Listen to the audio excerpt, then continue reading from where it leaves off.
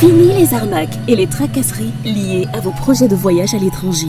IPS, expert en mobilité internationale, met à votre disposition ses conseillers en immigration et agents administratifs qualifiés aux procédures digitalisées de l'administration. Des informations aux évaluations, de l'orientation à la budgétisation et un suivi personnalisé jusqu'à l'aboutissement du voyage. IPS Cameroun vous accompagne dans toutes les étapes de votre projet en mobilité internationale suivant: études ou formation, travail, résidence permanente, regroupement familial, tourisme, affaires et soins médicaux. Travailleurs qualifiés, nous préparons votre candidature aux standards recherchés par les recruteurs internationaux pour combler les pénuries de main-d'œuvre constatées dans les pays demandeurs. IPS, voyagez à l'étranger en toute sérénité.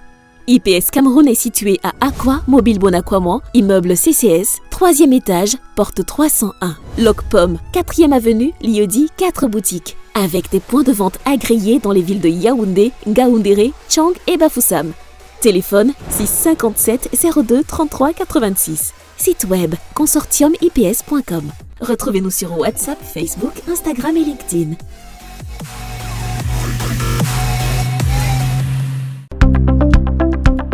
Du 15 avril au 5 mai 2025, l'entreprise InvestLink vous invite à vivre à Guangzhou en Chine, la 137e foire de Canton. Entreprise ou particulier, vous souhaitez vous rendre en Chine pour la foire de Canton afin de faire de bonnes affaires? InvestLink vous accompagne dans vos procédures d'obtention de visa et votre hébergement en Chine. Elle met également à votre disposition un guide pour faciliter vos mouvements à la foire. Faites confiance aux professionnels d'InvestLink et engagez votre procédure dès à présent pour participer à la foire de Canton. Contact plus 237 675 39 01 44 672 57 07 57 696 62 42 19 plus 86 13 71 11 97 056. Email investlinkedin@yahoo.com, investlinkedin@gmail.com. Bonjour à tous et à toutes et merci de suivre Face à RT sur RT Média. Nous recevons aujourd'hui Alexandre Telfort, fils ancien conseiller auprès de deux personnalités haïtiennes. D'abord du Premier ministre Enex Jean-Charles entre 2016 et 2017 et du défunt président Jovenel Moïse de 2017 à 2021. Bonjour et merci de répondre à nos questions. Merci M. Tenda, je suis très heureux d'être avec vous sur RT Média et merci quand même pour cet honneur parce que c'est la première fois que je vais être interviewé par un média africain et merci au public africain de m'accueillir. Merci infiniment. Alors, vous dirigez en ce moment le projet Renaissance en Haïti, un projet qui vise à restaurer la démocratie dans votre pays. Quel reproche faites-vous du système qui est mis en place actuellement et de ce qui est déjà mis en place en ce moment pour les populations haïtiennes? En effet, il n'y a pas de système pour le moment en Haïti, voire pour parler de système démocratique. Parce que depuis 2015, c'est clair, il n'a jamais eu aucune élection dans le pays. Et depuis l'assassinat du président Jovenel Moïse, on n'est plus dans la Constitution.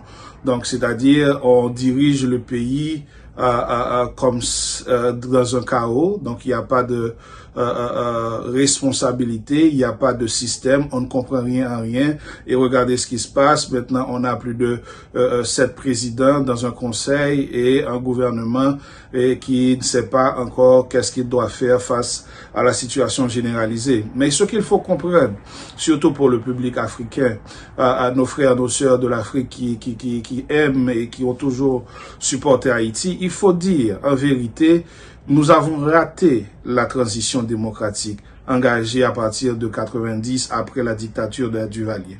Et naturellement, on n'a pas réussi parce que justement, il y a eu cette culture politique où il faut toujours empêcher qu'on ait la stabilité, où il faut toujours respecter ce que dit le blanc, c'est-à-dire ce que dit les Américains particulièrement ou le corps groupe en général. Et le fait aussi qu'on n'a pas eu à définir par nous-mêmes ce projet de démocratie, de transition démocratique, ben on est là aujourd'hui avec un État failli, on est là avec un peuple qui souffre, absolument, et qui ne sait pas aujourd'hui donc où va l'avenir. Et maintenant, si on est dans cette situation, il faut qu'il y ait absolument une nouvelle génération qui est prête et qui se dit, ben écoutez, il faut prendre notre responsabilité. Et là, je fais partie de cette génération, d'où le projet de Renaissance. Alors, vous avez axé le projet Renaissance autour de 3 piliers, la formation, le logement et naturellement l'agriculture.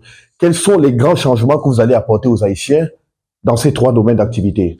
Naturellement, cette crise qui est nôtre aujourd'hui a essayé quand même de nous déshumaniser. Il faut réhumaniser dans nos valeurs, dans nos cultures, l'être haïtien. Donc, c'est l'éducation. Il faut absolument, et c'est pour ça que nous priorisons donc absolument l'éducation. Il faut que l'haïtien retrouve ses racines, et c'est pour cela justement que nous parlons aujourd'hui de nos racines africaines, donc qui sont naturellement importantes pour nous et aussi pour notre futur. Et après l'éducation, naturellement, on parle de logement, parce que aujourd'hui aussi, et après, à partir de 2010, on a découvert que le pays est un pays qui est toujours menacé, non seulement par les ouragans qu'on a annuellement, mais aussi par de grands séismes naturellement. Et aussi l'agriculture, vous le savez, comme on l'a toujours su, l'agriculture, c'est absolument nécessaire pour un peuple. Si on ne peut pas nourrir son peuple, on ne peut pas parler d'avenir, on ne peut pas parler de progrès. Alors, selon la Banque mondiale, le tremblement de terre d'une magnitude de 7,2% sur l'échelle des Richter a frappé la région sud d'Haïti. Cela a causé effectivement la mort de 2246 personnes, avec 12 763 blessés et 329 disparus. Également, la destruction de 54 000 maisons et 83 770 autres bâtiments qui ont été totalement endommagés. Concrètement, quel modèle de construction allez-vous proposer pour la renaissance de ce pays confronté à des catastrophes naturelles, principalement les ouragans, les inondations et les tremblements de terre? On parle de plus de 96% de la population exposée à ce type de choc. Exactement, c'est comme je vous ai dit, c'est une priorité nationale. S'il faut commencer par rebâtir la République, il faut penser au logement, il faut penser aux intempéries, il faut penser à ces ouragans, aussi aux tremblements de terre. Naturellement, nous ne pouvons pas et des fois réinventer les choses. Donc, vous avez vu par exemple comment un pays comme le Japon a priorisé un modèle donc qui aujourd'hui donne beaucoup de résultats. C'est-à-dire, avec ce modèle de construction, ils réduisent considérablement les pertes en vie humaine. Donc nous, on veut travailler absolument avec le Japon, particulièrement comme un pays qui vit les mêmes situations climatiques. Donc comme ça, nous, on va voir effectivement à partir de ce modèle comment on peut nous adapter ce modèle ici en Haïti. Alors, comment comptez-vous mettre sur pied un tel projet lorsque le pays fait face à d'importants défis sécuritaires? Selon le Haut Commissariat des Nations Unies aux droits de l'homme, au moins 3661 personnes ont été tuées entre janvier et juin 2024, alors que la crise sécuritaire perdure. 5,4 millions d'Haïtiens luttent quotidiennement pour trouver de quoi manger. Les activités de GAN ont déplacé plus de 700 000 personnes à ce jour. Comment comptez-vous mettre sur pied un tel projet avec un si grand défi sécuritaire? Absolument, c'est l'un des plus grands défis auxquels nous faisons face aujourd'hui. Et de l'extérieur, cela peut paraître absolument monstrueux, c'est-à-dire c'est quelque chose qu'on ne peut pas surmonter. Mais quand on connaît la réalité d'Haïti, on sait effectivement que tout cela arrive parce qu'il y a des politiques qui utilisent des gangs, parce qu'il y a une certaine partie de la communauté internationale qui utilise les gangs, et parce qu'il y a une certaine partie du secteur privé qui utilise les gangs pour la nouvelle économie de la mafia qu'ils veulent instaurer aujourd'hui dans le pays. Donc maintenant, nous n'avons pas peur par rapport à cela. Et nous savons que dès qu'on est en train de restaurer l'autorité de l'État, absolument, on peut arriver à établir tous les grands projets, tous les grands chantiers pour l'avenir de la République. Écoutez, monsieur Tenda, nous, on est dans cette période ou si l'on refait l'histoire, on va dire c'est comme un perpétuel recommencement. Parce que, vous le savez, on a pris notre indépendance à partir de 1804. À partir de 1825, ce qui s'est passé, c'est que on a perdu, par exemple, la partie est de l'île, la République dominicaine. On avait un gouvernement moribond. On a la dette de l'indépendance signée, la double dette que vous connaissez, qu'on devrait payer à la France, etc., etc. Et parce que nous avons raté les premières 25 années de notre fondation, donc on va connaître durant le 19e siècle une instabilité majeure.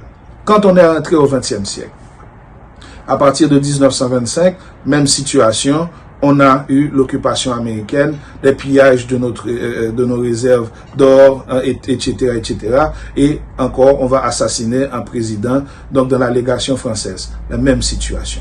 Donc, on est entré en 2000, d'accord?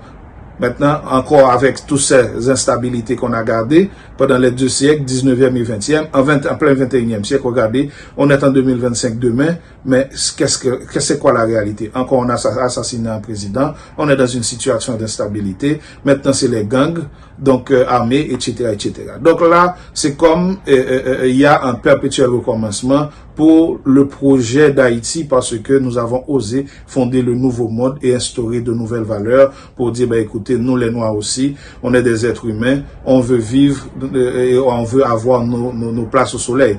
Donc maintenant, il faut qu'il y ait une responsabilité à prendre parce que ce ne peut être le destin de la première république noire du monde. Ce ne peut être le destin des Noirs d'Afrique qui sont arrivés ici comme esclaves et devenus libres. Donc, on doit faire quelque chose et ça, la responsabilité de notre génération. Et moi, je n'ai pas peur, je vais assumer toutes ces responsabilités avec toute l'équipe qui est nôtre aujourd'hui au niveau du projet Renaissance. Tout à l'heure, vous évoquiez le Japon et j'ai envie de vous demander comment allez-vous faire pour financer tous ces projets? Est-ce que vous allez vous joindre aux institutions monétaires internationales ou alors il y a d'autres types de leviers que vous allez actionner et qui sont inconnus pour le moment? Absolument. Donc, il faut absolument actionner d'autres leviers parce que ceux-là les leviers qui ont été utilisés, vous le savez, vous voyez le résultat, c'est la faillite de l'État et jamais on va sortir de l'auberge. Il faut actionner d'autres leviers. Et l'un des leviers majeurs qu'on doit actionner aujourd'hui, c'est la diaspora haïtienne. C'est la diaspora haïtienne, donc qui représente aujourd'hui l'un des meilleurs investissements qu'on a fait contre nous. Parce que quand même, la diaspora haïtienne est constituée d'Haïtiens qui ont laissé le pays parce qu'ils pouvaient pas vraiment réussir dans leur pays. C'est comme il y avait un projet pour les mettre, pour les pousser et au dehors du pays. Donc écoutez, nous on le sait, mais aujourd'hui ces gens-là réussissent à l'international, ils réussissent aux États-Unis, au Canada, en France, etc. Donc l'économie qu'on doit rebâtir doit partir à partir de cette diaspora qui justement ont quelque chose à investir dans la République. Regardez le Québec aujourd'hui. Le Québec n'est pas une économie de grandes entreprises. Forcément, c'est une économie de petites et moyennes entreprises. Vous voyez, donc ce sont les petites et moyennes entreprises qui donnent du travail au Québec. Donc nous, pourquoi pas? Donc on ne dit pas qu'on veut être le rival des États-Unis d'Amérique pour avoir une grande économie, etc., etc. Mais on dit, ben écoutez, on peut bâtir une nouvelle économie avec ce que nous avons. D'accord? D'abord, parce que désormais, il faut penser à non pas ce que nous n'avons pas, il faut penser avec ce que nous avons. Et ça, c'est l'essence même du projet de Renaissance. C'est-à-dire partir à partir de ce que nous avons pour reconstruire un pays pour tous. Alors, quelle est la durée de réalisation d'un tel projet? À quelle date pensez-vous pouvoir atteindre la Renaissance d'Haïti? Écoutez, moi je suis rentré en politique officiellement, on va dire à partir du mouvement de 2004. Et vous vous souvenez, 2004 devrait être la célébration des 200 ans d'indépendance de la République d'Haïti. D'accord? Et moi-même, j'étais l'un des jeunes étudiants à l'époque qui était très déçu de la célébration des 200 ans de l'histoire. Et quand j'ai regardé mon âge, je me suis dit, ben écoutez, la nature va m'offrir au moins 70 ans, donc je devrais projeter une célébration des 250 ans de l'indépendance dans de meilleures conditions. D'accord? Donc, la date butoir, c'est 2054. On va parler officiellement de la renaissance d'Haïti en 2054. Au 1er janvier 2054, ça va être la célébration des 250 ans d'indépendance nationale. Et durant ces 25 à 30 ans qui vont arriver, le projet Renaissance va être le destin de notre nation. D'accord? Donc, c'est-à-dire la date butoir. Et ça va être 2054. Alors, quand vous parlez de 2054, comment est-ce que les populations haïtiennes accueillent ce projet actuellement et que pensent également les autorités du pays par rapport à votre projet Renaissance? Naturellement, on va dire la jeunesse est très motivée par rapport à 2054. Ils sentent que c'est leur responsabilité. Mais également, il faut dire que les autorités qui sont présentes ne conçoivent pas ce projet-là. D'ailleurs, comme ils l'ont toujours été, c'est des gens qui ne voient pas plus loin que leur nez. Et écoutez, et ça c'est un bon signe. C'est un très bon signe parce que nous, la jeunesse, c'est l'avenir que nous regardons. Eux autres, ils voient le passé et ils voient leur présent et tentent d'accomplir ce qu'ils n'ont pas accompli dans leur passé. Nous, c'est l'avenir qui est nôtre. Donc nous, c'est normal que nous soyons beaucoup plus motivés sur ce projet de destin national et pour célébrer les 250 ans d'indépendance nationale. Alors, cela me permet de vous poser une question. Si les autorités semblent hostiles à votre démarche, cela me permet de vous demander, est-ce que vous, Alexandre Télesphore fils, est-ce que vous serez candidat à la prochaine élection en Haïti? Dites-nous. Absolument, absolument.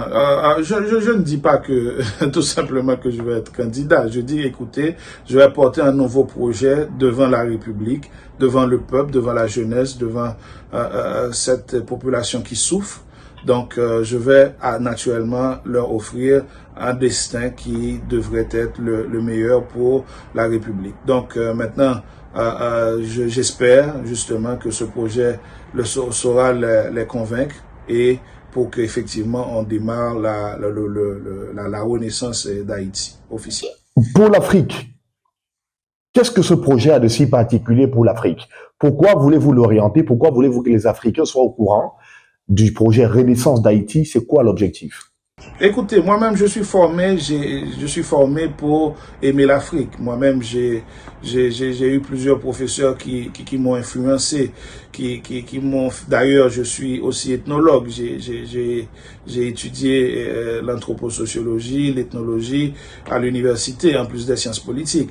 Écoutez, moi-même, je suis toujours l'Afrique. C'est comme chez moi. Je suis toujours à l'écoute de ce qui se passe, et regardez toute la révolution qui est nôtre aujourd'hui maintenant en Afrique. Et là encore, c'est un signal qu'ils envoient à Haïti pour dire, ben écoutez, il faut aussi que la nouvelle génération prenne ses responsabilités en main.